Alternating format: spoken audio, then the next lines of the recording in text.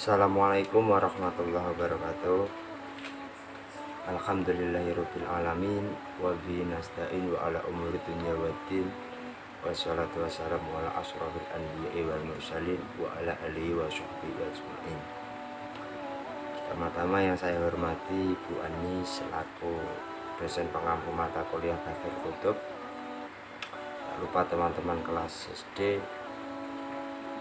yang saya banggakan, marilah kita semua pertama-tama kita panjatkan puja dan puji syukur kehadirat Allah Subhanahu wa taala yang mana telah memberikan kita beribu kenikmatan, kesehatan, keberkahan, kelimpahan rezeki sehingga kita semua bisa berkumpul dan bermuajah di layar yang insya Allah ini.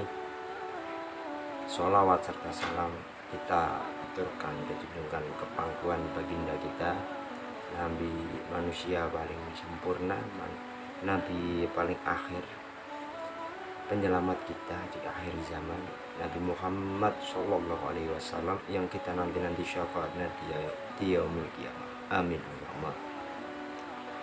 Di sini saya mewakili dari kelompok 10 ingin mempresentasikan tentang al-ta'rifil huquq al-maknawiyah fil lughat wal istilah. Sebelum saya memulai presentasi atau perkuliahan pada pertemuan kali ini, saya ingin memperkenalkan diri. Yang pertama ada Mas Abdurrahman, yang kedua ada Mbak Nada, yang ketiga ada Mbak Ulia, dan yang terakhir ada saya, Nafis Egi Prabama. Di sini saya selaku moderator ingin memulai perkuliahan pada pertemuan kali ini dengan mengawali dengan bacaan umum kitab Ibarakat suratul Fatihah. Alhamdulillahirrahmanirrahim. Semoga apa yang kita pembelajarkan bermanfaat dan mendapatkan berkah. Amin Allahumma amin. Langsung saja, saya selaku moderator sekaligus mengawali materi yang pertama tentang alat ta'rif bil huquq al-maknawiyah fil lughat wal istilah. Yang pertama, pengertian apa sih itu hak moral secara bahasa. Hak moral secara bahasa adalah tetap, benar, layak, dan melawan kebatilan. Dan pengumpulan hak dan hak-hak Tuhan yang Maha Esa adalah apa yang wajib kita lakukan terhadapnya dalam hal ibadah, tauhid, dan ketaatan. Dan hak tempat tinggal adalah para sahabatnya.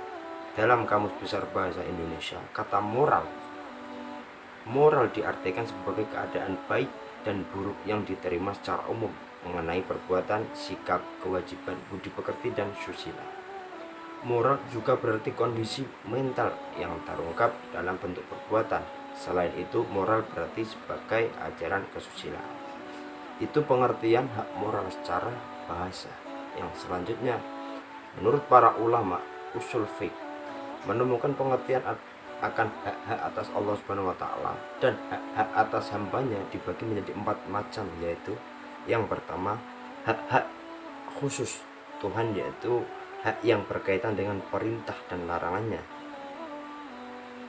yaitu tentang ibadah. Jadi setiap penugasan hukum adalah hak Tuhan yang Maha Esa. Tetapi hak Tuhan yang Maha Esa dalam pengertian umum itu termasuk hak bangsa dan kebaikan bersama. Ini ada sedikit tambahan tentang hak Tuhan yang Maha Esa, di mana di sini hak ini secara umum adalah untuk termasuk bangsa dan untuk kebaikan. Biasanya satu kebaikan itu ada satu umaro atau pemimpin, dan kita harus taat kepada pemimpin. Ada sedikit tambahan kenapa kita harus taat kepada pemimpin, seperti ada satu hadis yang ingin saya tambahkan. An Abi Hurairah radhiyallahu anhu annahu qala Rasulullah sallallahu alaihi wasallam, man ata'ani faqad ata'allah, man asani faqad asa'allah, man yata'amiri faqad ata'ani, man asa'amiri faqad asa'ani. Dari Abu Hurairah radhiyallahu anhu, Rasulullah pernah bersabda, barang man ata'ani faqad ata'allah, barang siapa yang taat kepadaku dia taat kepada Allah. Man asani faqad asa'allah, barang siapa yang ingkar kepadaku berarti ingkar kepada Allah. Mayatu amiri faqad ata'ani, barang siapa yang taat kepada pemimpin berarti dia taat kepada aku. Man asya'a amiri faqad asani, barang siapa yang dia ingkar dan dusta kepada pemimpin, berarti dia dusta kepada. Di situ kita bisa ambil kenapa kita harus mengikuti satu pemimpin atau ulama kita, dikarenakan kita itu adalah satu hak kita untuk mengikuti apa yang diaturkan demi kebaikan. Yang selanjutnya, yang kedua ada hak khusus seperti finansial, artinya hak yang muncul karena adanya fungsi khusus yang dimiliki oleh seseorang. Hak ini tidak bisa dimiliki oleh sembarang orang, artinya bersifat pribadi. Yang nomor 3, menurut Abu Hanifah, hak-hak atas Allah lebih dominan, sedangkan menurut ulama seperti Imam Syafi'i, Hambali, dan Abu Yusuf dari Hanifah mengatakan bahwa sesungguhnya hak-hak atas hambanya lebih dominan. Yang terakhir, yang keempat, penggabungan dari dua hak tersebut, yaitu hak Tuhan dan hak hambanya. Mungkin ini sedikit penjelasan dari saya tentang pengertian hak moral secara bahasa dan menurut pendapat para ulama. Ada 4 ahli ulama, 4 hasil dari ulama usul fiqh. Yang selanjutnya akan dijelaskan oleh Mbak Nada, dan yang terakhir disambung oleh Mbak Ulia. Untuk waktu dan layar saya persilahkan, monggo. Baik, di sini saya akan menjelaskan hak milik menurut Ibnu Taimiyah. Yang pertama, hak milik individu. Artinya setiap individu memiliki hak untuk menikmati hak miliknya, menggunakan secara produktif, memindahkannya dan melindunginya dari pemudzaziran. Ia tidak boleh menggunakan secara berlebihan untuk tujuan bermewah-mewahan. Yang kedua, hak milik sosial atau kolektif. Misalnya, sebuah objek bisa saja dimiliki oleh 2 orang atau lebih, organisasi atau asosiasi. Contohnya pentingnya dari kepemilikan bersama adalah anugerah alam seperti air, rumput, dan api yang juga disebut dalam hadis Rasul, manusia itu berserikat dalam pemanfaatan 3 hal, yaitu air, rumput, dan api. Hadis riwayat Ahmad bin Hambal. Salah satu alasan dari keharusan pemilikan kolektif terhadap objek-objek alam adalah semua itu diberikan oleh Allah secara gratis dan semua itu demi kepentingan umum. Yang ketiga adalah hak milik negara. Artinya negara membutuhkan hak milik utuh dalam memperoleh pendapatan, sumber-sumber penghasilan, dan kekuasaan untuk melaksanakan kewajibannya, seperti untuk menyelenggarakan pendidikan, regenerasi moral, memelihara keadilan, memelihara hukum, dan secara umum melindungi seluruh kepentingan material dan spiritual penduduk. Menurut Ibnu Taimiyah, sumber utama dari pendapatan negara adalah zakat dan harta rampasan perang atau ghanimah.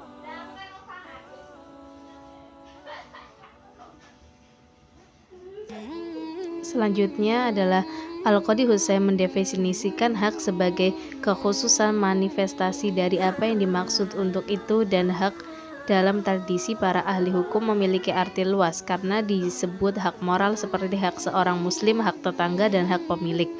Dan tentang hak-hak keuangan dan juga disebut untuk apa yang sesuai dengan properti dan manfaat yang dimiliki seperti hak mendahului, hak perwalian, dan sebagainya. Dan itulah sebabnya Profesor Abu Sunnah mendefinisikan sebagai apa yang dibutuhkan dalam hukum bagi manusia atau Tuhan yang Maha Esa atas yang lainnya, dan dalam pengertian ini termasuk harta, kemaslahatan, hak intelektual, dan hak bawaan dan sebagainya. Hak moral memiliki istilah yang luas di mana mencakup semua hak yang bersifat non-materi, termasuk hak intelektual seperti hak cipta dan industri. Para ahli hukum juga mendefinisikan hak moral sebagai otoritas seseorang atas sesuatu selain materi seperti dari buah pemikiran, imajinasi, atau aktivitas ya, seperti hak seseorang penemu atas penemuannya, hak pedagang atas nama dagangannya, merek dagang, dan kepercayaan pelanggan. Mereka mengekspresikannya dengan beberapa di antaranya, yaitu dengan hak intelektual, hak merek, hak inovasi, kekayaan dan nama sastra, seni dan industri komersial, hak paten, dan hak cipta. Dan ketika hak moral muncul, para ahli hukum berbeda pendapat dalam menanggapinya sebagai hak kepemilikan yang sebenarnya. Sebuah keputusan dikeluarkan oleh Dewan Fikih Islam dari organisasi konferensi dalam sesi kelima di Kuwait pada 1409 Hijriah atau 1988 Masehi yang menganggap hak moral sebagai hak keuangan yang tidak dapat diganggu gugat, dan kepada mereka tindakan hukum yang terkandung dalam kepemilikan ditanggapi dengan teks yang menyatakan: pertama, nama komersial, alamat komersial, merek dagang, dan kepengarangan, penemuan, dan inovasi adalah hak milik pemiliknya, dan dalam kebiasaan kontemporer mereka memiliki nilai finansial bagi orang untuk membiayainya. Dr. Al-Sanhouri menunjukkan dalam Al-Wasat bahwa hak moral bukanlah hak milik dengan beberapa bukti, dan akhirnya menyimpulkan bahwa itu adalah hak asli dalam bentuk barang yang independen dari hak kepemilikan dengan komponennya sendiri, yaitu bersandar pada sesuatu yang tidak material. Kedua, dibolehkan untuk membuang nama dagang, alamat komersial atau merek dagang, dan mentransfer salah satu dari merek untuk kompensasi finansial jika tidak ada penyimpangan, penipuan, dan telah menjadi finansial. Ketiga, hak cipta, penemuan, atau inovasi dilindungi oleh syariah dan pemiliknya berhak untuk membuangnya dan tidak boleh dilanggar. Dan terima kasih untuk teman-teman yang sudah mempresentasikan untuk kita semua. Ini kami dari kelompok 10 sudah memberikan yang terbaik. Kurang lebihnya nanti saya kembalikan ke Ibu Anis selaku dosen kita. Jadi mungkin ini sedikit apa yang bisa kami jelaskan dari makalah yang kita buat. Mungkin langsung saja saya membuka sesi pertanyaan. Mungkin ada penanya, 3 penanya atau berapa, silahkan ditanyakan. Untuk kurang lebihnya saya mohon maaf, saya mewakili dari kelompok 10 yang meminta maaf sebesar-besarnya apabila banyak dan masih banyak kekurangan dan kesalahan. Terima kasih, silahkan bertanya, kita lanjutkan diskusi. Matur nuwun.